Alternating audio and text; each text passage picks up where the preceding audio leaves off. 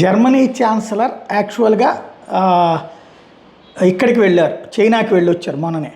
ఇప్పుడు జర్మనీలో ఉన్నటువంటి ప్రజాప్రతినిధులు, అధికారులు, ప్రభుత్వ ఉద్యోగులను ఉద్దేశించి మాట్లాడారు. ఎందుకంటే జర్మనీలో ఈ మధ్యన పెద్ద ఎత్తున ఒక ఉద్యమం జరుగుతుంది, కార్మిక ఉద్యమం. ఇప్పటిదాకా అక్కడ జర్మనీలో 5 రోజుల పని ఉంది. 5 రోజులు కాదు, దాన్ని తగ్గించమని చెప్పేసి 4 రోజులు పని దినాలు పెట్టాలని చెప్పేసి చెప్తున్నారు. ఈ నేపథ్యంలో మీరు ఒక్కసారి చైనాకి వెళ్ళి రండి, కావాలంటే నేను డబ్బులు ఇచ్చి పంపిస్తాను.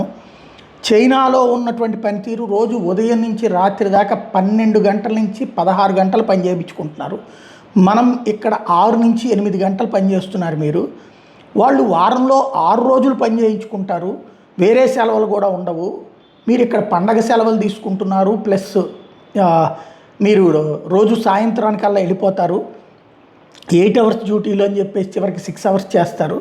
మనం చైనా నుంచి నేర్చుకోవాల్సింది మనం ఎదగాలంటే అన్నటువంటి విషయాన్ని కుండబద్దలు కొట్టారు.